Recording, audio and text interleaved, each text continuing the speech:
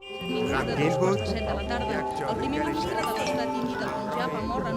lot of us are wondering, what is all this technology doing to our brains? I mean, we know that the brain changes throughout life based on experiences. In fact, watching this movie is reshaping connections in your brain right now. But since we humans are the ones creating and using this technology, maybe a better question to ask is, how are we shaping our brains?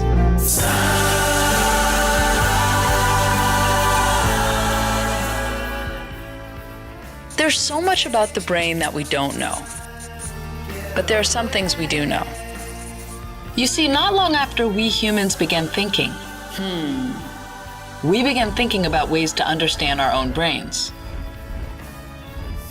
One strategy thinkers have used throughout history is to compare the brain to the newest technology of their day. The brain is a clock, a switchboard, a steam engine,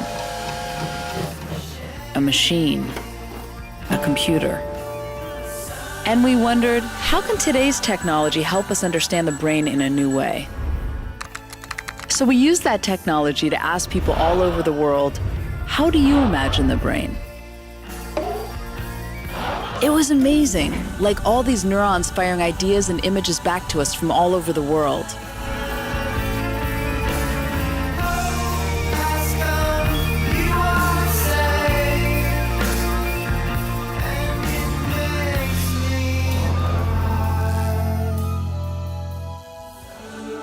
And it was very clear.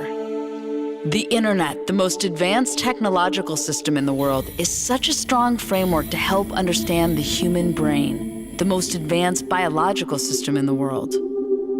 But then we thought about it a bit more.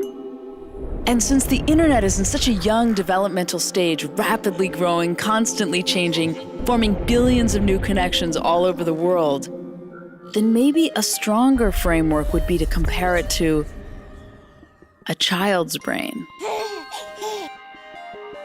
which is in a similar stage of development, rapidly growing, constantly changing, and making billions upon billions of connections between different parts of the brain. So here's the question. If we say that the internet is in a similar developmental stage as a child's brain, then what can we learn by comparing them? Let's start with size. Obviously, the internet seems like a larger entity than a child's brain. But what does that mean in terms of our analogy? We could say that a neuron in the brain would be like a web page in the internet. So let's look at the number of neurons in a child's brain compared to the number of web pages on the internet. Well, a human at any age has about 100 billion neurons in the brain.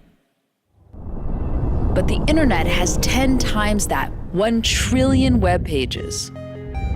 So with this analogy, the internet is bigger. So then, which of these networks is more complex?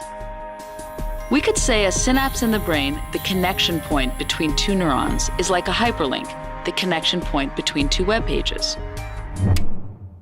So are there more connections in a child's brain or on the internet? Well, the internet has over 100 trillion links. And an adult's brain has 300 trillion links. But get this, a child's brain has a quadrillion connections, 10 times the number of connections of the entire internet. A child's brain has more connections than the entire internet. Yes, it blew our minds too. How is that even possible? Let's break it down. As we said, a baby is born with 100 billion neurons. But those quadrillion connections, they're not there yet. Those connections form at a very rapid speed during the first 5 years of life, at 700 to 1,000 new synapses per second. Those connections are created through every interaction a child has, and are important because they form the architecture of the brain. So every time you talk to and engage with a child, you are literally growing a brain, connecting the different parts of the brain, which allows for new ideas, insights, and creative thinking. So each moment of eye contact, each new word exchanged, each time you make a child laugh, you are strengthening these connections. And since there are so many different ways to do this, we ask people around the world, send us videos of your favorite ways to engage with the children in your life.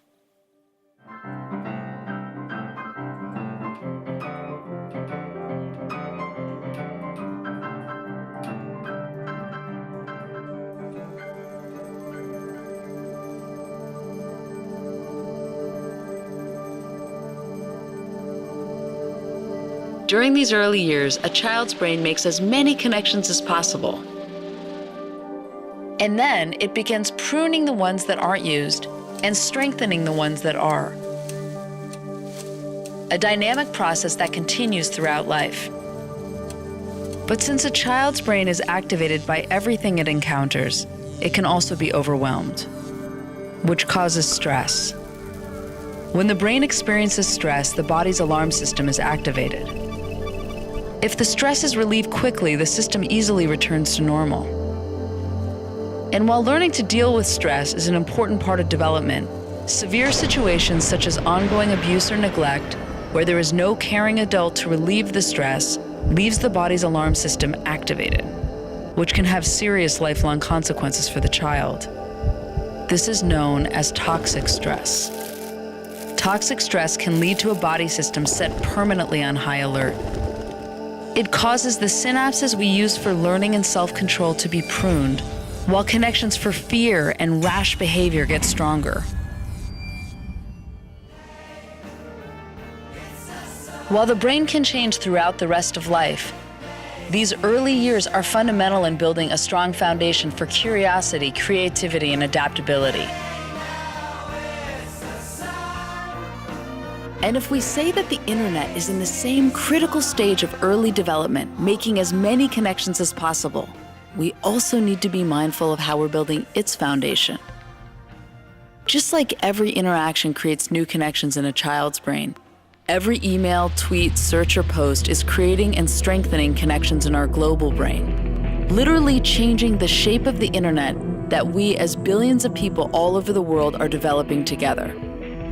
And just as it's key for all the different parts of a child's brain to be connected to set the stage for the most insightful and creative thoughts, it's key that all the different parts of the world are connected to lay the foundation for worldwide empathy, innovation, and human expression. And while we don't know all the ways technology is reshaping our brains yet, we do know that every time we plug in, every person we follow, email, or link to, we know it's affecting us. So we need to be mindful of what we let into our brains, always. Which sometimes means knowing when to disconnect. Just as it's not good for a child's brain to be constantly over or understimulated, it's not good for an adult's brain either. For both the internet and a child's brain, the connections we pay most attention to will be strengthened, while the ones we use less will be pruned. So how do we nurture both of these growing interconnected networks to set a course for a better future? By paying attention to what we are paying attention to.